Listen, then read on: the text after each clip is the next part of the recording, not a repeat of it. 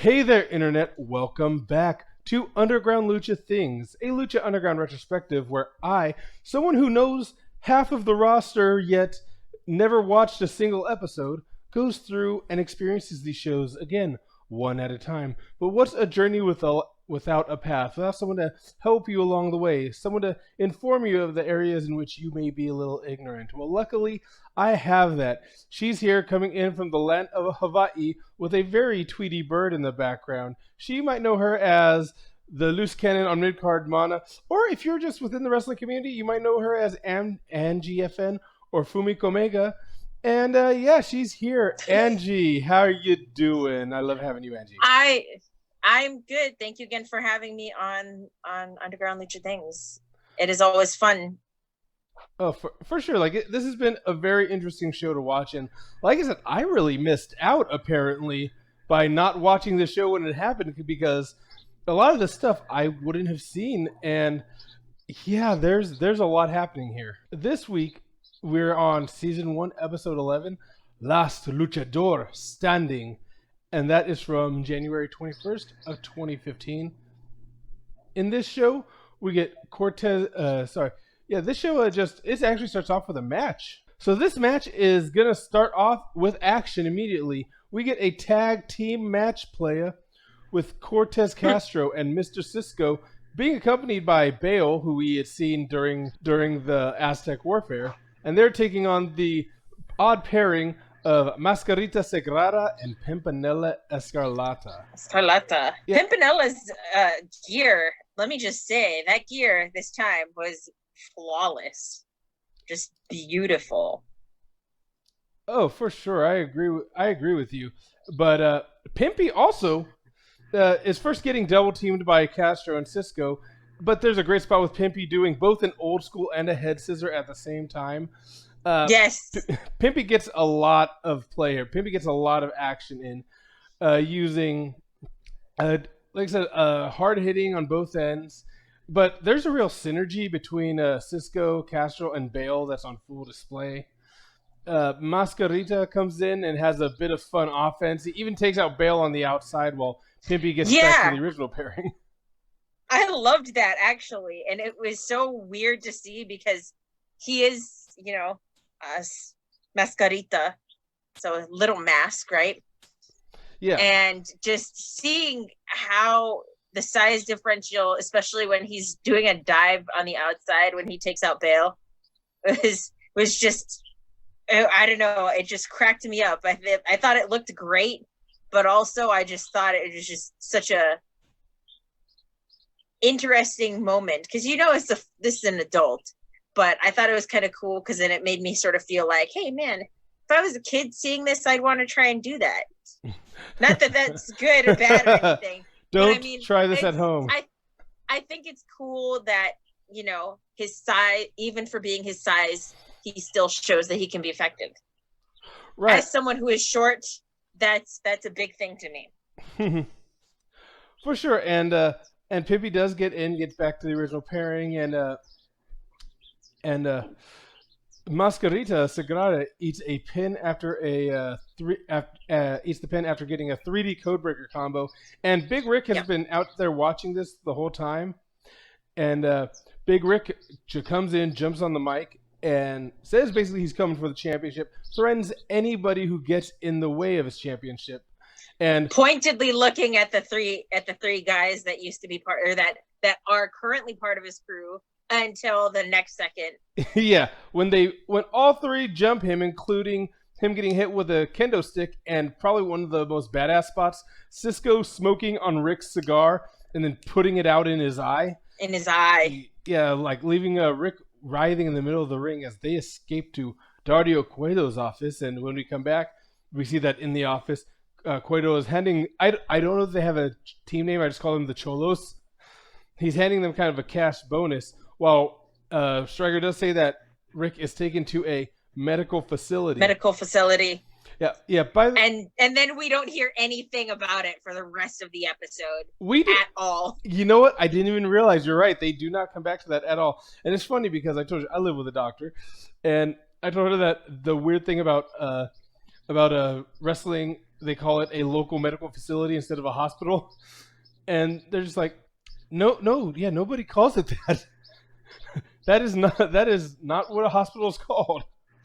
Oh, because it's probably not the hospital. Right.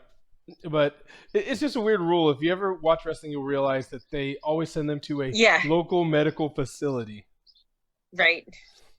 Yeah. And we get another interview of with Vampiro, this time focusing on Cage. Yes. And how Cage comes in with an absolute air of confidence in his abilities and how he is the least lucha-like on this roster. So we'll see how this no.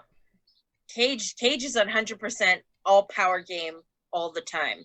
And I think it's cool because then it really shows a huge contrast between him and pretty much literally everybody else, what with the exception of perhaps Mil Muertes and Big Rick at this juncture. So that's the cool thing I like. But I like Vampiro. I don't dislike Cage at all. But his constant touting of being like, I'm just bigger and faster and stronger because I want it more because I'm the machine. Just like over and over. It didn't sell me the first time. It's not selling me now. The I'm the machine part is the weird one to me because Brian Cage is somebody who, to use an old wrestling term, he passes the airport test. You see him in an airport, you know that he does something. Like, you don't know what it is, but he sticks out like a sore thumb. Yeah. And we go into our next match, which is Superfly versus Pentagon Jr. And this is a very showy lucha match, although there's a really funny spot to me where Superfly kind of does a Lionsaw backflip, that kind of backflip that Aleister Black does. Except when he lands, he's caught by Penta with a lung blower, which that was great. I love because I'm a big Penta fan, and rewatching this, I've gotten way more appreciation for Superfly than I did the first time around. And yeah, it was a good match. Superfly, knowing the kind of characters that they've been building up, you can kind of tell Superfly is likely not the one that's going to get the rub here, but he still looked good. It wasn't a squash. It didn't make him look like a joke. You know what I mean? Yeah. And I like that.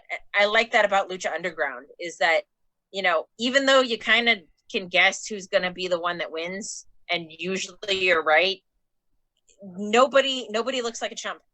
Yeah, and one thing I've got to say here also is that we have Mystery Leather Lady show up in the background wearing production gear. Like, she's wearing a production badge shirt, and commentary does not call it out. Or at least I didn't catch commentary calling it out at all, but I just spotted her in the background, and I'm like, oh, that's like a Where's Waldo sort of thing.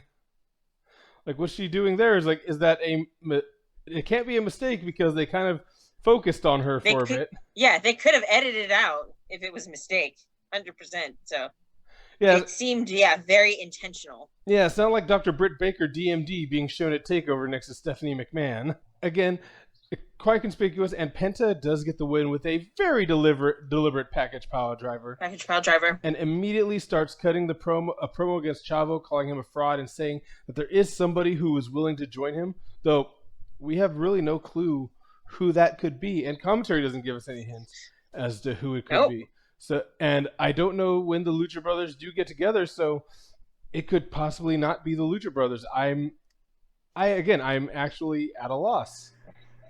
It is hard to say, and I mean, the Lucha Brothers right now are on two very different paths as far as wrestling and storyline in Lucha Underground currently.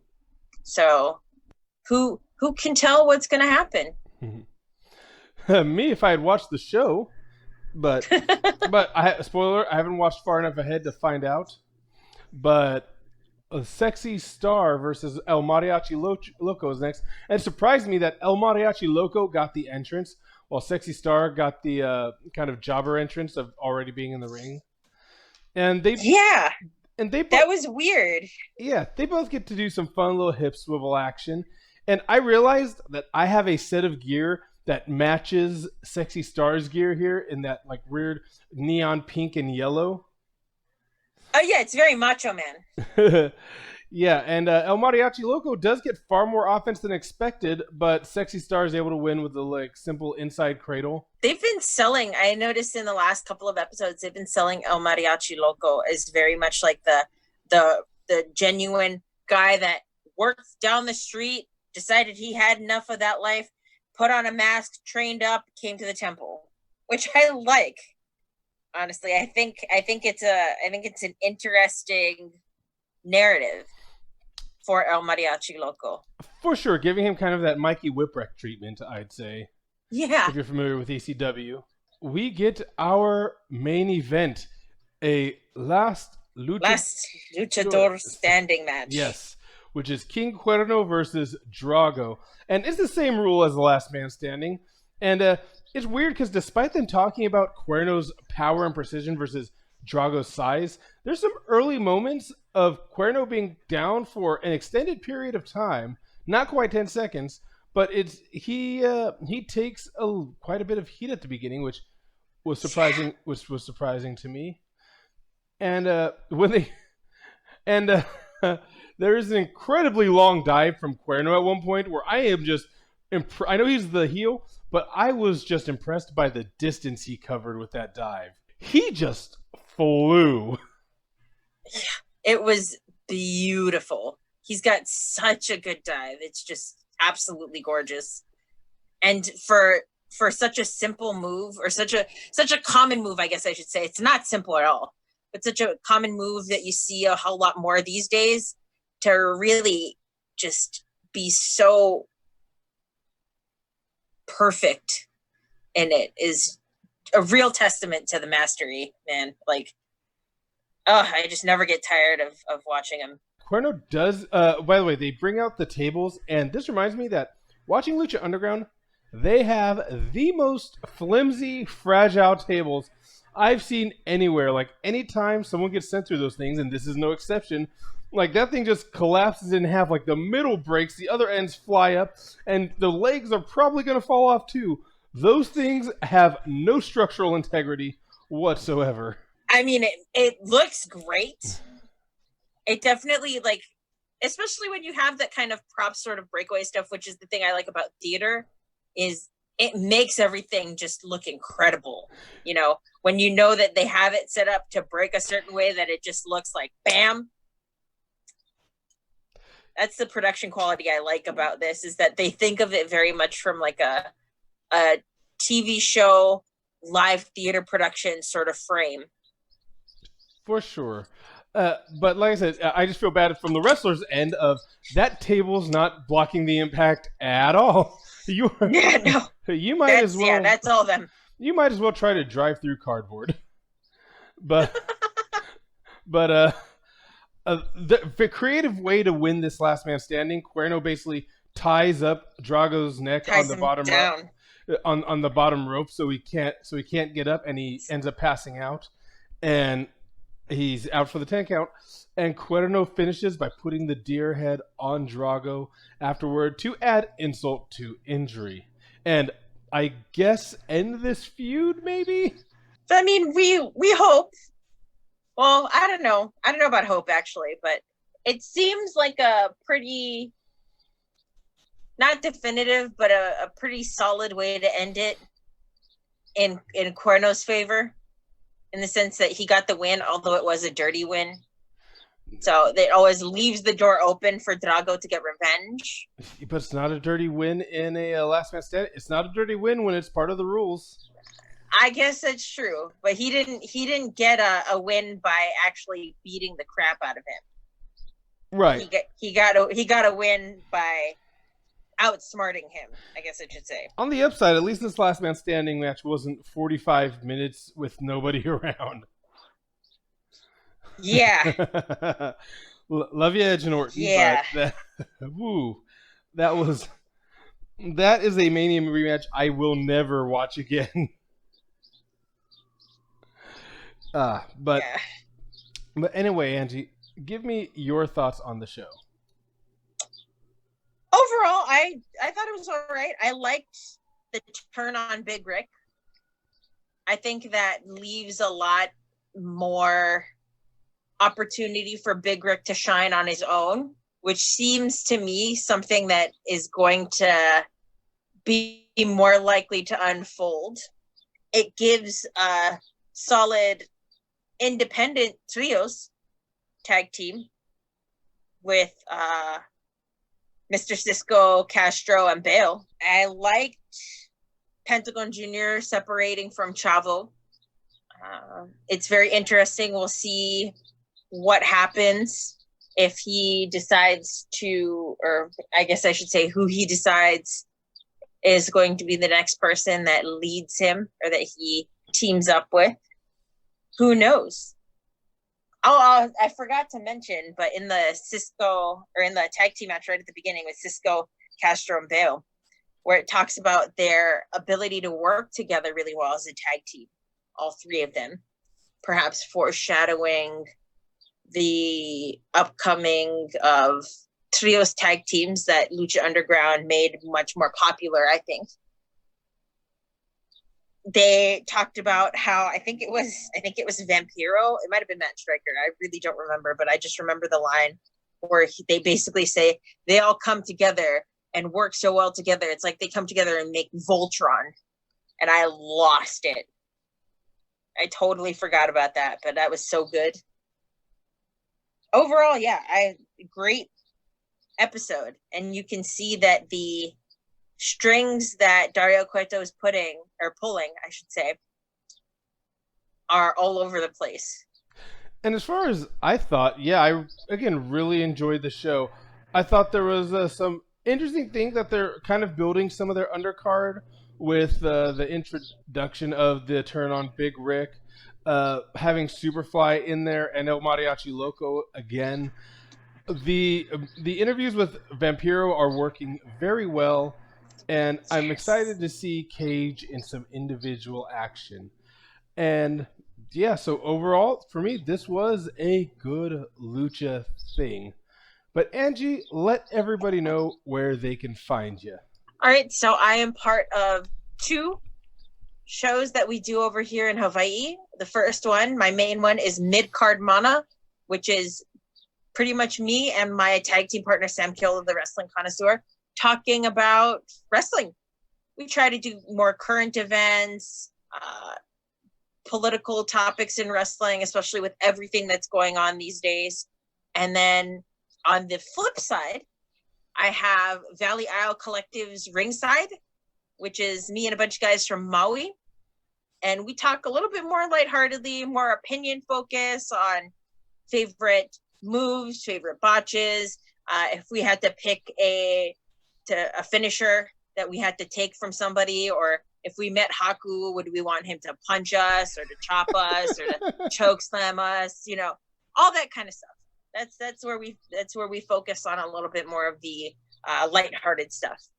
And you can find me here on youtube.com/Frisco Flame, or if you're listening on any podcast, you can find on any podcast app, you can find me at Frisco Flame on Twitter or at rfelixfinch. Oddly enough, that's kind of more becoming a lot more of my main, is the one with my actual name opposed to the one with my wrestling gimmick.